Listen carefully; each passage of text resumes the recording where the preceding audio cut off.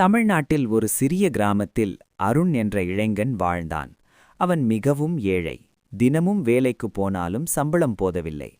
வீட்டில் அம்மா நோயுடன் இருந்தார். ஒரு நாள் இரவு அவன் மனதில் துயரம் கொண்டு சொன்னான், "ஓ குபேர பகவானே, நான் செல்வம் வேண்டாம், என் குடும்பம் நன்றாக வாழ உதவி செய்யுங்கள்." அடுத்த நாள் அருகில் இருந்த சிவன் கோவிலுக்கு அருண் சென்றான். அங்கு ஒரு மூலையில் குபேரன் சிலை இருந்தது. அவன் கண்களை மூடி பக்தியுடன் பிரார்த்தனை செய்தான். "நான் உழைப்பேன், ஆனால் உங்கள் அருள் வேண்டும்." அவன் கோவிலில் இருந்து வெளியே வந்தபோது ஒரு முதியவர் அவனை அழைத்தார். "மகனே, இந்த சிறிய பையை எடுத்துக்கொள். இதைக் கொண்டு நல்ல வேலை ஆரம்பி" என்றார். அருண் அதிர்ச்சியுடன் பார்த்தான்.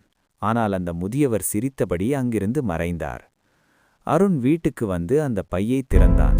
அதற்குள் சில தங்க நாணயங்கள் இருந்தது. அவன் அதை பயன்படுத்தி ஒரு சிறிய வியாபாரம் ஆரம்பித்தான்.